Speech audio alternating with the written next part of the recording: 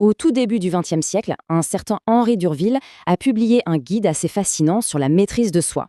Alors aujourd'hui, on va se plonger dans ces idées et on va voir ensemble comment cette vision qui a quand même plus d'un siècle peut encore nous éclairer de façon surprenante sur le fonctionnement de notre propre esprit. C'est une question absolument fondamentale, n'est-ce pas? Qui est vraiment aux commandes là-haut? Parfois, on a cette drôle d'impression de fonctionner en pilote automatique. Les journées défilent sans qu'on ait vraiment l'impression d'avoir choisi la direction. Et puis, d'autres fois, au contraire, on se sent vraiment maître à bord. Pour explorer ça, Durville utilise une métaphore vraiment puissante. Alors, voilà son idée. Il nous invite à imaginer notre esprit comme une grande usine. À la tête, il y a le directeur. C'est notre esprit conscient, celui qui observe, qui analyse, qui prend les décisions importantes. Le PDG, en quelque sorte. Et juste en dessous, il y a le sous-directeur. Lui, c'est l'inconscient. Son job, exécuter les ordres, gérer toutes les tâches automatiques, archiver les souvenirs, il est hyper efficace. C'est vraiment ce duo qui fait tourner toute la boutique. Voilà le programme pour décortiquer tout ça. On va d'abord rencontrer ce fameux directeur intérieur. Puis, on verra la puissance du pilote automatique. Ensuite, comment reprendre les commandes. On découvrira la boîte à outils qu'il propose pour la gestion mentale. Et enfin, on verra comment tout ça peut nous aider à construire une vie réussie. Première étape donc, faire connaissance avec ce directeur intérieur. L'idée, que ce soit chez Durville ou dans la psychologie plus moderne, c'est qu'il n'y a pas un seul soi, mais bien deux entités qui cohabitent en chacun de nous.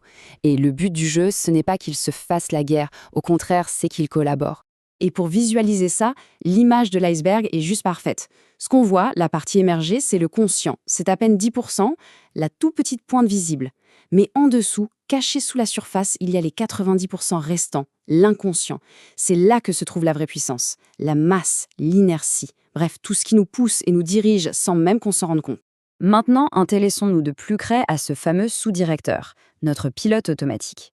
Son rôle, c'est de s'occuper de tout ce à quoi on n'a pas besoin de penser consciemment. Et heureusement d'ailleurs, c'est un gain d'efficacité absolument incroyable. Mais attention, il a aussi ses propres règles de fonctionnement. Qu'est-ce qu'on trouve dans son domaine alors? Eh bien, c'est un peu le gardien de notre histoire personnelle. C'est là que sont stockés nos instincts les plus profonds, nos habitudes bien ancrées, parfois depuis l'enfance, toutes ces croyances qu'on a absorbées sans jamais les questionner. C'est aussi là que sont nos émotions, nos peurs, nos archives mémorielles. En gros, c'est notre programmation par défaut.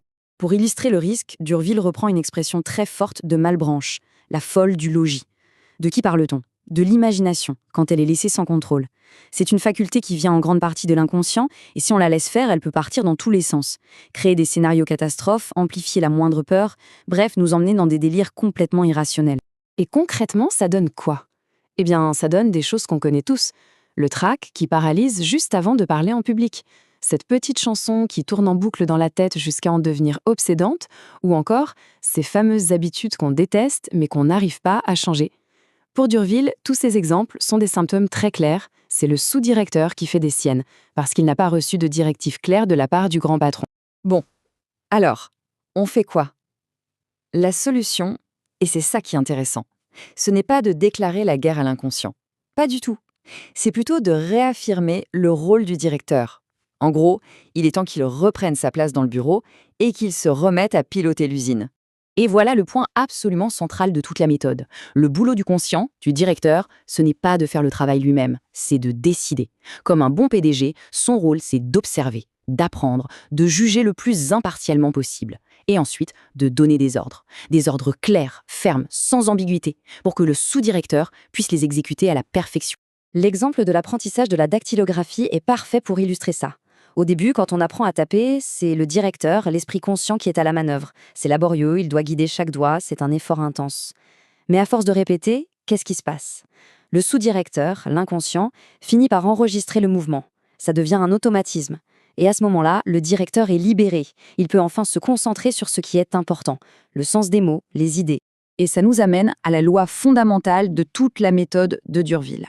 L'habitude succède à l'acte volontaire. Autrement dit, pour créer ou changer une habitude, il faut toujours commencer par un acte conscient, un acte délibéré, répété. C'est cet effort initial qui va programmer l'inconscient pour qu'il prenne ensuite le relais et en fasse quelque chose de totalement naturel. D'accord, c'est bien beau tout ça, mais concrètement, comment on fait pour devenir un meilleur directeur? Eh bien, la bonne nouvelle, c'est que Durville ne s'arrête pas à la théorie. Il propose une véritable boîte à outils pour en quelque sorte muscler nos facultés conscientes. Et dans cette boîte à outils, on trouve 4 instruments principaux. D'abord, l'attention, la capacité de voir les choses clairement, pas juste de les regarder distraitement. Ensuite, le jugement, le pouvoir d'évaluer les faits sans se laisser embarquer par les préjugés ou les émotions. Puis la mémoire, qui sert de base de données pour prendre des décisions éclairées. Et enfin, et c'est peut-être le plus important, l'imagination consciente, la faculté de créer volontairement les images qu'on désire, au lieu de subir celles que l'inconscient nous impose. La technique phare de Durville, sa méthode clé, elle est à la fois simple et incroyablement puissante. Il l'appelle « jouer son rôle ». L'idée, c'est de commencer par se créer une image très claire de la personne qu'on veut devenir. Ensuite, on adopte ce rôle consciemment. On imite ses attitudes, ses gestes, sa façon de penser.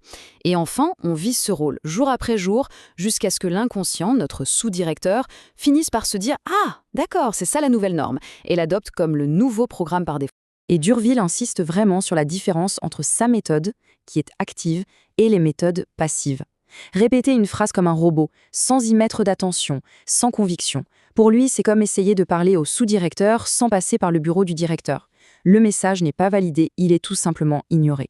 Sa méthode, au contraire, demande un effort, une attention consciente. C'est ça qui crée une transformation réelle et qui dure. Alors, au bout du compte, à quoi ça mène, toute cette gestion mentale? Quel est le but final? Eh bien, le mot qui résume tout, c'est l'harmonie. On arrive à un état où les deux parties de l'esprit ne sont plus en guerre, mais collaborent, main dans la main. L'objectif, ce n'est donc pas la domination de l'un sur l'autre, mais une synthèse parfaite, une collaboration efficace. Le directeur conscient donne la vision, la stratégie, le pourquoi. Et le sous-directeur inconscient, lui, en bon directeur des opérations, s'occupe du comment avec une efficacité redoutable. C'est de cette union que naît une véritable force intérieure. Tout au long de son livre, Durville martèle cette phrase, presque comme un mantra « Lève-toi et marche ». Et il faut bien comprendre que dans sa logique, ce n'est pas une suggestion polie, c'est un ordre.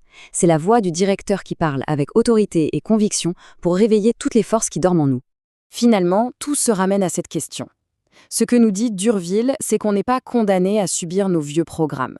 Par un effort conscient, par le choix délibéré d'un rôle, d'un idéal, il est possible de devenir l'architecte de sa propre personnalité. La question qui reste en suspens, c'est donc celle-ci. Quel rôle choisir de jouer ?